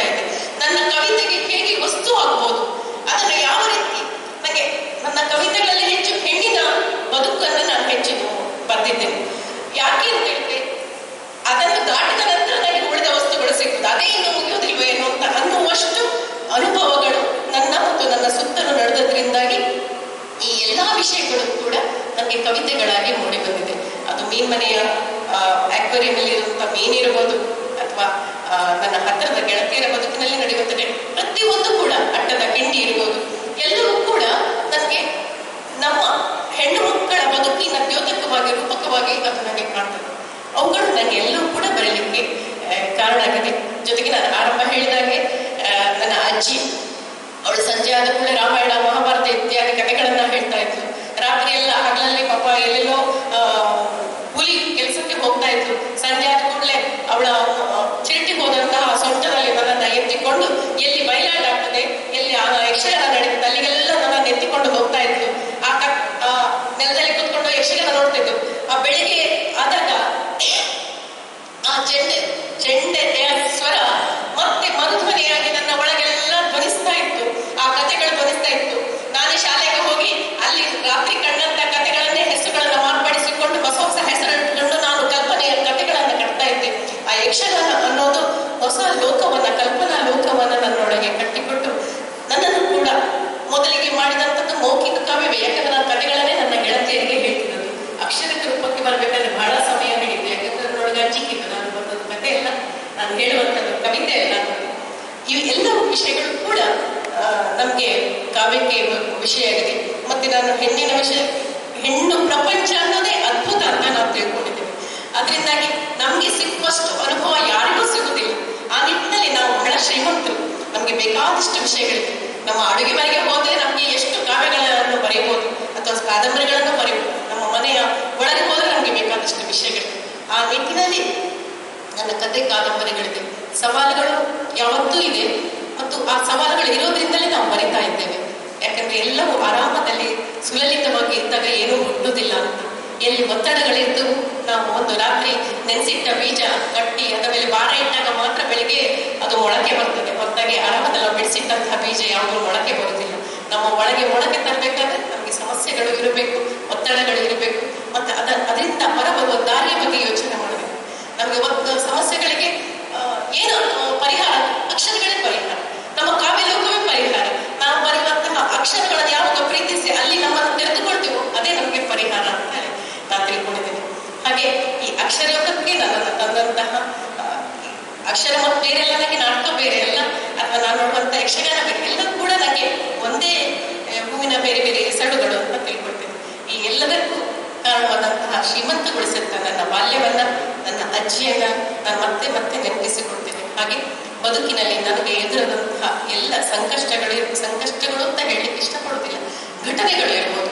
ಅದು ಕೆಲವು ನೋವು ತರುವಂತ ಘಟನೆಗಳು, ಹೆಚ್ಚಾಗಿ ನೋವು ತರುವಂತ ಘಟನೆಗಳೇ ನನ್ನಿಂದ ಬಯಸಿದಂತ ಆ ಎಲ್ಲ ಘಟನೆಗಳು ಕೂಡ ಮತ್ತು ಆ ಘಟನೆಗಳಿಗೆ ಕಾರಣಕರ್ತರಾದವರಿಗೆ ಕೂಡ ಇವತ್ತು ನಾನು ತಲೆಬಾಗಿ ವಂದಿಸ್ತೇನೆ. ಯಾಕಂದ್ರೆ ಅವು ಎಲ್ಲಗಳು ಇದ್ದದ್ರಿಂದ ನಾನು ಇವತ್ತು ಬರ್ತಿದ್ದೇನೆ. ಒಂದನೇ ಪ್ರಶಸ್ತಿಯನ್ನ ಸ್ವೀಕರಿಸಲಿಕ್ಕೆ ಇರುವಂತಹ ನನ್ನ ನೆಚ್ಚಿನ ಸ್ನೇಹಿತರಾದಂತಹ ಸುಮಿತ್ ಮೇತ್ರಿ ಮತ್ತು ಜಯಶ್ರೀ ಕತ್ರಿ ಅವರಿಗೆ ಹಾರ್ದಿಕವಾಗಿ ಅಭಿನಂದನೆಗಳನ್ನ ಸಲ್ಲಿಸ್ತಾ, ಈ ಕಾರ್ಯಕ್ರಮ ಆಯೋಜಕರಿಗೆ ನನ್ನದೊಂದು ದೊಡ್ಡ ಸಲಾಂ.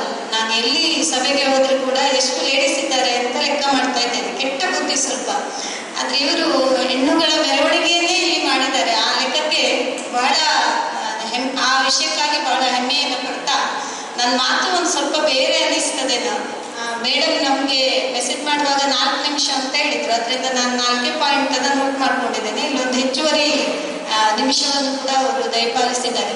ಇಲ್ಲಿ ಬಂಡೆಯನ್ನ ಗೀರಿದ್ರೆ ಪುರಾಣ ಹುಟ್ಟುತ್ತದೆ, ಇಲ್ಲಿ ಕಲ್ಲನ್ನ ಮೆಟ್ಟಿದ್ರೆ ಅಹಲ್ಯೆ ಎದ್ದು ನಿಲ್ತಾಳೆ, ನೇಗಿಲಿಗೆ ಸೀತೆ ಸಿಗ್ತಾಳೆ, ಆ ಮಂಡ್ಯದ ಎಲ್ಲೋ ಗದ್ದೆಯಲ್ಲಿ ಆಗಿದಲ್ಲೆಲ್ಲ ಹೆಣ್ಣಿನ ಭ್ರೂಣವೇ ನಮಗೆ ಸಿಕ್ಕಿದೆ. ಏನು ಘಟನೆಗಳು ನಡೀತಾ ಇದೆ ಅನ್ನೋದು ಪೇಪರಲ್ಲಿ ನಿಮ್ಮ ಎದುರಿಗೆ ಇದೆ.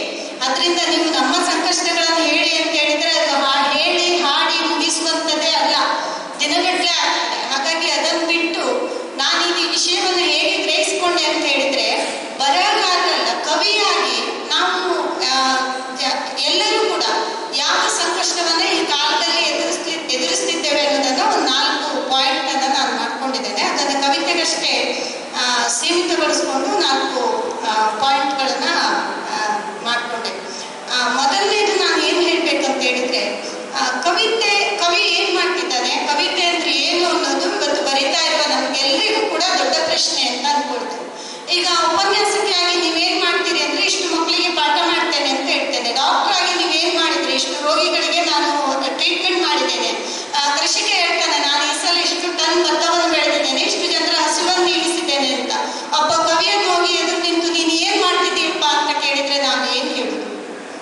ನಾವು ಏನ್ ಮಾಡ್ತಿದ್ದೇವೆ ಅಂತ. ಹಾಗಾದ್ರೆ ಏನು ಮಾಡ್ತಿಲ್ವಾ, ನಾವು ನಮ್ಮ ಸಂತೋಷಕ್ಕೆ ಹಾಡ್ಕೊಳ್ತೇವೆ ಅಂತ ಹೇಳಿದ್ರೆ, ಹಾಗೆ ಹೇಳುವವರೇ ಯಾರೇ ಭಾಷಣ ಮಾಡಲಿ, ಅದು ಸಿದ್ದರಾಮಯ್ಯ ಸರೇ ಆಗಿರಲಿ, ಮೋದಿಜಿಯವರೇ ಆಗಿರಲಿ, ಅಥವಾ ಯಾರು ಅಕಾಡೆಮಿಕ್ ವಲಯ ಅಲ್ಲದೆ ಯಾರೇ ಭಾಷಣ ಮಾಡಲಿ, ಒಂದಾದ್ರೂ ಕವಿತೆಯ ಸಾಲನ್ನ ಉದ್ಗರಿಸಿರ್ತಾರೆ. ಹಾಗಿದ್ರೆ ಯಾಕೆ ಹಾಗೆ ಮಾಡ್ತಾರೆ? ಒಂದು ಚಂದದ ಪ್ರದರ್ಶನವನ್ನು ನೋಡಿದ್ರೆ ಆಹಾ ಅದು ಕಾವ್ಯದಂತಿತ್ತು ಅಂತ ನಾವು ಯಾಕೆ ಹೋಲಿಸ್ತೇವೆ? ಬೇಲೂರು ಹಳೆಬೀಡಲ್ಲಿ ಅಡ್ಡಾಡಿ ಬಂದಾಗ ಇದು ಶಿಲ್ಪ ಕಾವ್ಯ ಅಂತ ನಾವು ಯಾಕೆ ಹೇಳ್ತೇವೆ? ಮೊದಲು ಹೇಳಿದ ಪ್ರಶ್ನೆ ಮತ್ತು ಈಗ ನಾವು ಹೇಳ್ತಾ ಇರುವ ವಾಕ್ಯಗಳ ನಡುವಿನ ವೈರುಧ್ಯ ಏನು ಅನ್ನೋದು ನಾವು ಎದುರಿಸ್ತಾ ಇರುವಂತ ಮೊದಲನೇ ತಲ್ಲಣ ಅಂತ ನಾನು ಅನ್ಕೊಳ್ತೇನೆ. ಎರಡನೇದು, ಇದನ್ನ ಎಲ್ಲ ನನ್ನ ಗೆಳತಿಯರು ಕೂಡ ಹೇಳಿದ್ದಾರೆ, ಹಿರಿಯರು ಕೂಡ ಹೇಳಿದ್ದಾರೆ. ನಾವು ಎದುರಿಸ್ತಿರುವಂತಹ ಸಂದಿಗ್ಧ ಇನ್ನೊಂದು ಚೂರು ಕ್ಲಿಯರ್ ಆಗಿ ಹೇಳ್ಬೇಕಂತ ಹೇಳಿದ್ರೆ, ಕವಿತೆ ಇರಲಿ, ಬರಹ ಇರಲಿ, ಅದಕ್ಕೆ ರೂಪಕವಾದಂತ ಉಪಮೆಯಾದಂತ ಅನೇಕ ರೀತಿಯ ಅಭಿವ್ಯಕ್ತಿಗಳಿರ್ತದೆ.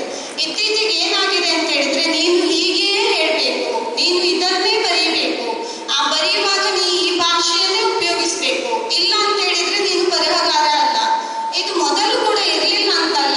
ಎಸ್ ನರಸಿಂಹಸ್ವಾಮಿ ಬರೆದಾಗ ಒಬ್ಬ ಚಂಡಮದ್ದಳೆಯ ಕವಿ ಗೋಪಾಲ ಕೃಷ್ಣರಿಗೆ ಹೇಳಿದ್ರು, ಪುಷ್ಪಕವಿ ನೀವು, ಪುಷ್ಪಕವಿಯರಲ್ಲ ಅಂತ ಹೇಳಿದ್ರು. ಅದಕ್ಕೆ ಅವರು ಹೇಳಿದ್ರು, ಈತನ ಅನುಭವದ ಹರವು ತಿಳಿವು ಎನ್ನದಿರಿ, ನನಗೆ 8 ಜನ ಮಕ್ಕಳು, ಜಗದ ನೋವುಗಳೆಲ್ಲ ಹಾಳಾಗಬೇಕೆ, ಯಾರಿಗೂ ಬೇಡವೇ ಸಿರಿಮಲ್ಲಿಗೆ ಅಂತ. ಈ ರೀತಿ ವಾಗ್ವಾದಗಳಿತ್ತು, ಇಲ್ಲ ಅಂತಲ್ಲ, ವಾಗ್ವಾದಗಳಿಲ್ಲದೆ ಯಾವ ಕಾಲ ಇಲ್ಲ. ಆದ್ರೆ ಈ ಕಾಲ ಏನು ಹೇಳ್ತಿದೆ ಅಂತ ಹೇಳಿದ್ರೆ, ನೀನು ಘೋಷಣೆಯನ್ನೇ ಬರಿಬೇಕು, ನೀನು ಈ ತರವೇ ಬರಿಬೇಕು, ನೀನು ಈ ಧರ್ಮದ ಬಗ್ಗೆ ಆ ಧರ್ಮದ ಬಗ್ಗೆನೂ ಬರಿಬೇಕು, ನೀನು ದೇವರ ಬಗ್ಗೆ ಯಾಕೆ ಬರಿಬೇಕು, ನೀನು ಇಂಥವರ ಬಗ್ಗೆ ಯಾಕೆ ಬರಿಬೇಕು. ಈ ರೀತಿಯ ಅಭಿವ್ಯಕ್ತಿಯನ್ನ ಮತ್ತೆ ಅಭಿವ್ಯಕ್ತಿಯ ಭಾಷೆಯನ್ನ, ಅಂದ್ರೆ ರೂಪಕಗಳಲ್ಲಿ ಹೇಳ್ಬೇಡ ಅಂತ ಹೇಳಿದ್ರೆ, ಕಲೆ ಇರುವುದೇ ಅದರ ಅಸೀಮತೆಯಿಂದಾಗಿ. ಅಸೀಮತೆ ಅದು ನಾವು ಎಣಿಸಿಕೊಳ್ಳದೇ ಇರುವ ಇನ್ನೊಂದು ರೂಪಕಕ್ಕೆ, ನಮ್ಮ ಲೋಕಕ್ಕೆ, ಇನ್ನೊಂದು ಹಾದಿಗೆ ನಮ್ಮನ್ನ ತಗೊಂಡು ಹೋಗ್ತದಲ್ವಾ. ಕವಿತೆ ಆಗ್ಲಿ, ಕತೆ ಆಗ್ಲಿ, ಅದನ್ನ ಕತ್ತರಿಸಿ ಹಾಕುವಂತ ಏಕಮುಖವಾದ ಚಲನೆಯನ್ನ ನಿರ್ಧರಿಸುವಂತ ಒಂದು ಸಂದಿಗ್ಧವನ್ನ ಎರಡನೇದಾಗಿ ನಾವು ಎದುರಿಸ್ತಿದ್ದೇವೆ. ಮೂರನೇದು ಬಹಳ ಸೂಕ್ಷ್ಮ, ನಿಮ್ಗೆ ಎಲ್ರಿಗೂ ಗೊತ್ತಿದೆ. ನಾವು ನಮ್ಮ ಮಕ್ಕಳಿಗೆ ಭಾಷೆಯನ್ನೇ ಕಲಿಸ್ತಾ ಇಲ್ಲ. ನಾನು ಕನ್ನಡ ಅಂತ ಹೇಳ್ತಾ ಇಲ್ಲ, ನಾವು ಯಾವ ಭಾಷೆಯನ್ನೂ ಕಲಿಸ್ತಾ ಇಲ್ಲ. AI ಬಂದಿದೆ, ನಾವು ಇಂಗ್ಲಿಷನ್ನೇ ಕಲಿಸಿದ್ರು, ಅದನ್ನ ಸಾಹಿತ್ಯ ಓದುವ ಮಟ್ಟಿಗೆ ಕಲಿಸಿದ್ರೆ, ನಾನೊಂದು ಕವಿತೆ ಬರೆದ್ರೆ ಅವರು AI ಇಂದ ಇಂಗ್ಲಿಷ್ ಇದನ್ನ ಹಿಂಗ್ ಮಾಡಿಕೊಂಡು ಓದಿ ಖುಷಿ ಪಡ್ತಾರೆ. ಆದ್ರೆ ನಾವು ಯಾರು ಕೂಡ ಪ್ರಾಮಾಣಿಕವಾಗಿ ಹೇಳಬಹುದಾದ್ರೆ, ನಮ್ಮ ಮಕ್ಕಳಿಗೆ ಭಾಷೆಯನ್ನ ಕಲಿಸ್ತಾ ಇಲ್ಲ, ಅದರಿಂದ ನಾವು ಯಾರಿಗಾಗಿ ಬರೀತಾ ಇದ್ದೇವೆ ಅನ್ನೋದು ಇವತ್ತು ನಮ್ಮ ಮುಂದಿರುವಂತ ದೊಡ್ಡ ತಲ್ಲಣ ಅಂತ ಅಂದ್ಕೊಂಡಿದ್ದೇನೆ. ಭಾಷೆಯನ್ನೇ ಕಲಿಸ್ತಿಲ್ಲ, ಅದರಿಂದ ಏನು ಪ್ರಯೋಜನ ಇಲ್ಲ. ನೀವು ವಿಷಯವನ್ನು ತಿಳ್ಕೊಂಡ್ರೆ ಸಾಕು ಅಂತ ಹುಟ್ಟಿದ್ದೇವೆ. ಭಾಷೆ ಇಲ್ಲದ ಒಂದು ಜಗತ್ತು ಮುಂದೆ ಏನಾಗ್ಬೋದು ಅನ್ನೋದನ್ನ ಊಹಿಸಿಕೊಂಡ್ರೆ, ನಾವಿಲ್ಲಿ ಪ್ರೇಕ್ಷಕರಿದ್ದವರನ್ನೇ ನೋಡ್ಕೊಂಡ್ರು ಕೂಡ ಸಾಕು, ನಮ್ಗೆ ಗೊತ್ತಾಗುತ್ತೆ ನಾವು ಎಷ್ಟು ಜನರಿಗೆ ಭಾಷೆಯ ಬಗ್ಗೆ, ಇದರ ಬಗ್ಗೆ ಆಸಕ್ತಿ ಇದೆ, ಎಷ್ಟು ಮಕ್ಕಳಿಗೆ ನಾವು ಕವಿತೆ ಕೇಳಿಸ್ತಿದ್ದೇವೆ, ಒಂದು ಒಳ್ಳೆ ಕಥೆಯನ್ನು ಓದಿಸ್ತಿದ್ದೇವೆ ಅಂತ. ಕೊನೆಯ ನನ್ನ ಮಾತೇನಂದ್ರೆ, ಈಗ ಹೈಸ್ಕೂಲ್ ಓದ್ತಾ ಇರುವ ಮಕ್ಕಳಿಗೆ ಬಂದು ಕೇಳಿದ್ರೆ ಯಾವ್ದು ಓದಿಸ್ಬೇಕು ಅಂತ ಕೇಳಿದ್ರೆ, ಪಟ್ಟ ನಾವು ಹೇಳ್ತೇವೆ ತೇಜಸ್ವಿಯವರ ಬರಹ ಓದಿಸಿ ಅಂತ. ಅಂದ್ರೆ ನಮ್ಗೊಂದು ಕಾನ್ಫಿಡೆನ್ಸ್ ಏನಂದ್ರೆ, ತೇಜಸ್ವಿ ಬರಹ ಓದಿದ್ರೆ ಅವ್ರು ಮುಂದೆ ಓದುದನ್ನ ಕಂಟಿನ್ಯೂ ಮಾಡ್ತಾರೆ ಅಂತ. ಏನ್ ಸುಲಭಕ್ಕೆ ಸಾಧ್ಯ ಆಯ್ತೆ ತೇಜಸ್ವಿಯವರಿಗೆ ಇದು ಅಂತ ಹೇಳಿದ್ರೆ, ಸುಲಭಕ್ಕೆ ಸಾಧ್ಯ ಆದದಲ್ಲ, ಅದು ಒಂದು ಧ್ಯಾನ ಮಾತ್ರದಿಂದ ಸಾಧ್ಯ ಆದದ್ದು. ಚಿದಂಬರ ನರೇಂದ್ರ ಹೇಳ್ತಾರೆ, ಅವಳ ಹಿಂದೆ ತಿರುಗಿದ್ದೆಲ್ಲ ಆಧ್ಯಾತ್ಮ, ಅವಳು ತಿರುಗಿ ನೋಡಿ ನಕ್ಕಿದ್ದು ಮಾತ್ರ ಕವಿತೆ ಅಂತ. ಒಂದು ಧ್ಯಾನ ನಮ್ಗೆ ದಕ್ಕದೇ ಇದ್ದಾಗ ನಮ್ಮ ಬರಹ ಅಚ್ಚ ಆಗಲಿಕ್ಕೆ, ಅಥವಾ ಅದು ಯಾರನ್ನ ಫೋಕಸ್ ಆಗಿದೆ ಅವರನ್ನ ತಲುಪಲಿಕ್ಕೆ, ಮತ್ತು ನಾವು ಎಲ್ಲ ಪಂಥ, ಎಲ್ಲ ರೀತಿಯ ವಿದ್ಯಮಾನಗಳನ್ನ ದೂರದಿಂದ ನೋಡಿ ಅದನ್ನ ಸಮಗ್ರವಾಗಿ ಗ್ರಹಿಸಿ ವೈಚಾರಿಕವಾಗಿ, ವೈಜ್ಞಾನಿಕವಾಗಿ, ವಿಸ್ಮಯಕಾರಿಯಾಗಿ ಬರೆಯದೇ ಇದ್ರೆ ಯುವ ಪೀಳಿಗೆ, ಮಕ್ಕಳು ಅದನ್ನ ಓದಲಿಕ್ಕೆ ಕೂಡ ಸಾಧ್ಯ ಇಲ್ಲ ಅಲ್ವಾ. ಆ ರೀತಿಯ ಧ್ಯಾನ ಸ್ಥಿತಿಯನ್ನ ಈ ಪ್ರಪಂಚದಲ್ಲಿ, ಮಾಧವಿ ಮೇಡಮ್ ಹೇಳಿದಾಗೆ, ಎಲ್ಲವೂ ಬಯಲಾಗ್ತಾ ಇರುವಂತ ಈ ಪ್ರಪಂಚದಲ್ಲಿ ರೂಢಿಸಿಕೊಳ್ಳುವುದು ನಮ್ಮ ಮುಂದಿರುವಂತ ಸವಾಲು. ಹಾಗೆ ಮುಂದೆ ಬೇಕಾದಷ್ಟು ಈ ರೀತಿಯಾದಂತ ಸವಾಲುಗಳಿದೆ. ಅದರಿಂದ ನಾನು ಈ 4 ಮುಖ್ಯ ವಿಷಯಗಳನ್ನ ನಿಮ್ಮೆದುರಿಗೆ ಹೇಳ್ತಾ, ಈ ಅವಕಾಶವನ್ನು ನೀಡಿದ್ದಕ್ಕಾಗಿ ಎಲ್ಲರಿಗೆ ವಂದಿಸ್ತಾ ನನ್ನ ಮಾತನ್ನು ಬಗ್ಗೆ ಹೇಳುವುದಾದ್ರೆ, ಈಗ ಯಾರಿಗಾದ್ರೂ ನೀವು ಹೀಗೆ ಬರೀರಿ ಕವಿತೆ, ಅಥವಾ ಈ ರೀತಿಯ ಒಂದು ಕೃತಿಯನ್ನೇ ಹಾಕೊಳ್ಳಿ ಅಂತ ಹೇಳಿದ್ರೆ, ಯಾರತ್ರ ಕೂಡ ಕೈ ಹಿಡಿದು ಬರೆಸಲಿಕ್ಕಾಗದು. ಗೋಪಾಲಕೃಷ್ಣ ಅಡಿಗರುಗಳ ಹಾಗೆ, ನಿನಗೆ ನೀನೇ ಗೆಳೆಯ, ಅವರಿವರ ನಂಬುಗೆಯ ಮಡಲ ರಾಶಿಯ ಮೇಲೆ ಕಲ್ಪನಾ ಸೌಧವನ್ನು ಎತ್ತರಿಸಬೇಕು, ನಿನಗೆ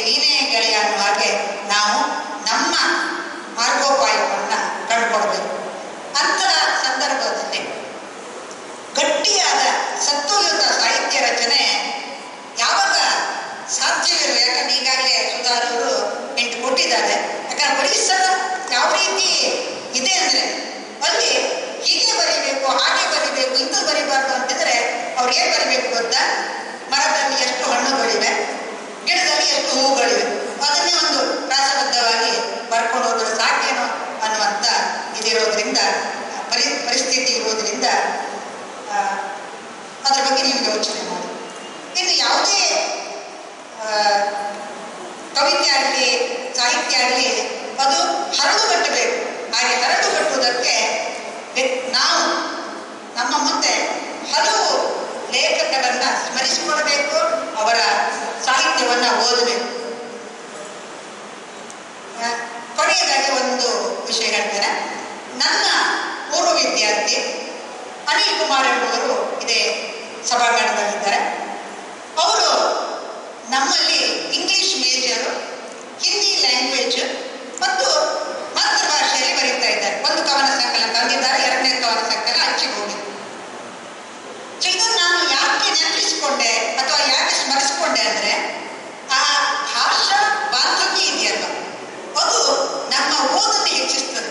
ಬೇರೆ ಬೇರೆ ರೀತಿಯಲ್ಲಿ ನಾವು ಹೇಗೆ ಹಿಂದಿಯಲ್ಲಿ ಹೇಗೆ ಉಂಟು, ಇಂಗ್ಲಿಷ್ನಲ್ಲಿ ನಾವು ಏನನ್ನು ಓದ್ಬೋದು, ಅಥವಾ ಕನ್ನಡಕ್ಕಾಗುವಾಗ ನಾವು ಯಾವ ರೀತಿಯಲ್ಲಿ ಪ್ರತಿರಚನೆಯಲ್ಲಿ ತೊಡ್ಕೋಬೇಕು ಅನ್ನೋದನ್ನು ನಾನು ವಿದ್ಯಾರ್ಥಿಯಲ್ಲಿ, ಪೂರ್ವ ವಿದ್ಯಾರ್ಥಿಯಲ್ಲಿ ಬಹಳ ಸ್ಪಷ್ಟವಾಗಿ ತಿಳ್ಕೊಂಡಿದ್ದೇನೆ. ಕೊನೆಯದಾಗಿ ಇನ್ನೊಂದು, ಮೊನ್ನೆ ಬುಧವಾರ ತೀರ್ಕೊಂಡಂತಹ ಮಹಾದೇವ ಮೋರೆ ಅನ್ನುವ ಲೇಖಕ, ಅವರು 1929 ತಮ್ಮ ಮೊದಲ ಕಾದಂಬರಿಯನ್ನು ಮರಾಠಿಯಲ್ಲಿ ಬರೆದಿದ್ರು. ನಿಪ್ಪಾಣಿಯಲ್ಲಿ ಹುಟ್ಟಿದವರು, ಬೆಳಗಾವಿನಲ್ಲಿ ಶಿಕ್ಷಣ ಪಡೆದವರು. ಅವರು ತಮ್ಮ ಜೀವಿತಾವಧಿಯಲ್ಲಿ ಅಂದ್ರೆ ಸಾಹಿತ್ಯ ರಚನೆ ಮಾಡ್ತಾ ಇದ್ರು. ಆದ್ರೆ ಮೊದಲು ಅವರು ಗ್ಯಾರೇಜಲ್ಲಿ ಕೆಲಸ ಮಾಡಿದ್ರು, ಆಮೇಲೆ ಡ್ರೈವರ್ ಅವರು, ಆಮೇಲೆ ಹಿಟ್ಟಿನ ಗಿರಣಿಯಲ್ಲಿ ಕೆಲಸ ಮಾಡ್ತಾ ಇದ್ರು. ಸೊ ಆ ರೀತಿಯ ಬದುಕನ್ನ ನೋಡ್ತೇವೆ. ಇವತ್ತು ನಾವು ಆ ರೀತಿಯ ಬದುಕಿನಲ್ಲಿ ಏನನ್ನು ಬರಲಿಕ್ಕೆ ಸಾಧ್ಯ ಇಲ್ಲ. ನಮಗೆ ಸಾಹಿತ್ಯ ಅನ್ನೋದು ಹವ್ಯಾಸ, ಸಾಹಿತ್ಯದಿಂದಲೇ ನಮಗೆ ಬದುಕಲಿಕ್ಕೆ ಆಗೋದಿಲ್ಲ. ಯಾಕೆಂದ್ರೆ ಲೋಕದ ಡೊಂಕ ನೀವೇ ತಿದ್ದುವಿರಿ, ನಿಮ್ಮ ಬ್ಯಾಂಕ್ ಬ್ಯಾಲೆನ್ಸ್ ನೋಡ್ಕೊಳ್ಳಿ ಹೇಳ್ಬೇಕಾಗ್ತದೆ. ಸ್ವಂತ ಸ್ಥಿತಿಯಲ್ಲಿ ನಾವಿರುವಾಗ ಬದುಕಿಗೆ ಯಾರಾದರೂ ಅಂತ, ಯಾಕಂದ್ರೆ ಯಾವ ಸಂಸ್ಥೆಯಲ್ಲಿ ದುಡಿತಾರೋ ಅಲ್ಲಿ ಒಳಗಿನ ಉಳಿತನೂ ಹೊರಗೆ ಹಾಕಬಾರ್ದು. ನಾವು ಮೊದಲೇ ಕಮಿಟ್ ಆಗಿರ್ತೇವೆ, ನಾವು ಇಲ್ಲಿದ್ದು ಏನು ಹೇಳುವುದಿಲ್ಲ. ಸೊ ಅಂಥ ಸಂದರ್ಭದಲ್ಲಿ ಒಬ್ಬ ಲೇಖಕರಿಗೆ ಏನಾದರೂ ಹೇಳಬೇಕು, ಕವಿಗೆ ಏನಾದರೂ ಬರೀಬೇಕು, ಅದರಲ್ಲಿ ಆಗೋದು. ಅವನು ಒಳಗೆ ಬಂದರೆ ಅವನಿಗೊಂದು ಮಾರ್ಗೋಪಾಯವನ್ನು ತೋರಿಸುವುದಕ್ಕೆ ಅಕಾಡೆಮಿ ಆಗಲಿ, ಪರಿಷತ್ ಆಗಲಿ, ಅಥವಾ ಪ್ರಾಧಿಕಾರ ಆಗಲಿ ಏನಾದರೂ ಒಂದು ಕ್ರಮವನ್ನ ಕೈಗೊಂಡಿದ್ರೆ ಒಳ್ಳೆಯದಿತ್ತು ಅಂತ ನನಗೆ ಅನಿಸ್ತಾ ಇದೆ. ಅದನ್ನು ಹೇಳ್ತಾ ಕವಿತೆ ಓದ್ಬೋದು ಇದೆ, ಹೊಸ ಹೊಸ ಬಗೆ ಇರ್ತದೆ. ನಾನು ಇವತ್ತು ಬೆಳಿಗ್ಗೆ ರವಿರಾಜ್ ಅವ್ರ ಮಾತಾಡುವಾಗ ಅದನ್ನೇ ಮಾತಾಡ್ತಿದ್ವಿ ನಾವು. ಈಗ ಹೊಸದಾಗಿ ಬಂದಿರತಕ್ಕಂಥ ಬುದ್ಧಿಮತ್ತೆ ಇರ್ಬೋದು. ಇದರಿಂದಾಗಿ ನಾವು ಯಾವುದೇ ಒಂದು ವಿಷಯ ಕೊಟ್ರೆ ಅದರ ಬಗ್ಗೆ ಕವನವನ್ನು ನಾವು ಆ ಹೆಸರು ಹೇಳೋ ಮೊದಲೇ ಕವನ ಬಂದು ಬಿಡ್ತೇವೆ ಅಥವಾ ಕತೆ ಬಂದು ಬಿಡ್ತದೆ. ಇಂತಹ ಸವಾಲುಗಳೆಲ್ಲ ಇದ್ದಾಗ ನಾವು ಹೇಗೆ ಹೊಸ ರೀತಿಯಲ್ಲಿ, ಅಥವಾ ನಮ್ಮ ಅಗತ್ಯ ಇದೆಯಾ, ಕವಿಗಳ ಅಗತ್ಯ ಇದೆಯಾ, ಕತೆಗಾರ ಅಗತ್ಯ ಇದೆಯಾ ಅನ್ನುವಂಥ ಪ್ರಶ್ನೆ ಕೂಡ ಬರ್ಬೋದು. ಆದ್ರೆ ನಾವು ಪ್ರತಿಯೊಂದು ಕ್ಷೇತ್ರದಲ್ಲಿ ಕೂಡ ಸ್ಪರ್ಧೆ ಇರುವ ಹಾಗೆ ನಮ್ಮಲ್ಲಿ ಕೂಡ ನಾವು ಹೊಸತನವನ್ನು ಹೇಗೆ ಕೊಡ್ಬೋದು. ಯಾವುದೇ ಕೃತಕ ಬುದ್ಧಿಮತ್ತೆ ಇರ್ಬೋದು, ಅಲ್ಲಿರುವಂಥದ್ದು ಒಂದು ಚಂದದ ಶರೀರ ಮತ್ತು ಅಲಂಕರಿಸಿದ ಉಡುಪುಗಳು, ಅಲಂಕಾರ ಎಲ್ಲ ಇರ್ಬೋದು, ಆದ್ರೆ ಆತ್ಮ ಪ್ರತಿಷ್ಠಾಪನೆ ಮಾಡ್ಲಿಕ್ಕೆ ಆಗುದಿಲ್ಲ. ಅಂದ್ರೆ ಬುದ್ಧಿ ಇರ್ಬೋದು, ಆದ್ರೆ ಭಾವಕೋಶವನ್ನ ಅಲ್ಲಿ ತಂದುಕೊಡ್ಲಿಕ್ಕೆ ಆಗುದಿಲ್ಲ. ಒಬ್ಬರು ಯಾರ ನೋವಿಗೆ ಸ್ಪಂದಿಸುವಂತಹ, ಸಂವಹನ ನಡೆಸುವಂತಹ, ಮತ್ತೆ ನಾವು ಅದಾಗಿ ಆ ನೋವುಗಳನ್ನು ಅನುಭವಿಸುವಂತಹ ಶಕ್ತಿ ಇರೋದು ಜೀವ ಇರುವಂತಹ ನಮ್ಗೆ ಮಾತ್ರ. ಅದರಿಂದಾಗಿ ಅದನ್ನು ಹೊಸದಾಗಿ ಹೇಗೆ ಕೊಡ್ಬೋದು ಅನ್ನೋದನ್ನ ನಾವು ಯೋಚನೆ ಮಾಡ್ಬೇಕು. ಹಾಗೆ ಯಾವುದೇ ತಾಂತ್ರಿಕ ಜ್ಞಾನ ಕೂಡ ಸಹಾಯಕ್ಕೆ ಬರಲಿಕ್ಕಿಲ್ಲ. ಈಗ ಪ್ರಕಾಶನದ ಸಮಸ್ಯೆಗಳನ್ನು ಹೇಳಿದ್ದಾರೆ, ಆದ್ರೆ ಈಗ ನಮ್ಮಲ್ಲಿ ಅಷ್ಟೇ ಅವಕಾಶಗಳು ಕೂಡ ತೆರೆದುಕೊಂಡಿದೆ. ಫೇಸ್ಬುಕ್ ಇದೆ, ಇನ್ಸ್ಟಾಗ್ರಾಮ್ ಇದೆ, ಬಹಳಷ್ಟು ಇದೆ. ಅದರಿಂದ ಎಷ್ಟು ಹೊಸ ಹೊಸ ಕವಿಗಳು ಹುಟ್ಕೊಂಡಿದ್ದಾರೆ, ಕಥೆಗಾರರು ಹುಟ್ಕೊಂಡಿದ್ದಾರೆ, ಎಲ್ಲರೂ ಹುಟ್ಕೊಂಡಿದ್ದಾರೆ. ಯಾಕೆ ಅಂತ ಹೇಳಿದ್ರೆ ನಮ್ಗೆ ಈ ಮುದ್ರಣ ಮಾಧ್ಯಮವನ್ನೇ ನಾವು ಅವಲಂಬಿಸಿಕೊಳ್ಳುವಂತಹ ಕಾಲ ಇದಲ್ಲ. ನನ್ನ ಕೊನೆಯ ಪುಸ್ತಕ ಕೂಡ ಬಂದಿರೋದು ಆನ್ಲೈನ್ ಮ್ಯಾಗಝೀನ್ ಅಲ್ಲಿ ಬಂದಿರುವಂತಹ ಅಂಕಣ ಬರಹ. ಯಾಕಂದ್ರೆ ಅಲ್ಲಿ ಕೇಳಿದ್ರಿಂದ ಬರ್ದಿದ್ದು ಒಂದು ಅದಿಲ್ಲದ್ರೆ ಆ ಒಂದು ಪುಸ್ತಕವೇ ಬರುತ್ತಿರಲಿಲ್ಲ, ಬರಹವೇ ಬರ್ತಿರಲಿಲ್ಲ. ಅದರಿಂದಾಗಿ ನಮಗೆ ಬಂದ ಸಂಕಷ್ಟಗಳಲ್ಲಿ ಹೊಸದಾಗಿ ನಾವು ಅವಕಾಶಗಳನ್ನು ಕೊಡ್ತಾ ನಮ್ಮಲ್ಲಿರುವಂತಹ ಭಾವಕೋಶ ವಿಸ್ತರಿತ ಸೃಜನಾತ್ಮಕವಾಗಿ ಹೊಸದನ್ನ ಏನ್ ಕೊಡ್ಬೋದು, ಹೊಸ ರೀತಿಯಲ್ಲಿ ಏನ್ ಕೊಡ್ಬೋದು, ಹೊಸ ಓದುಗರನ್ನ ಹೇಗೆ ಆಕರ್ಷಣೆ ಮಾಡಬೇಕು ಅನ್ನೋದನ್ನ ಒಬ್ಬ ಬರಹಗಾರ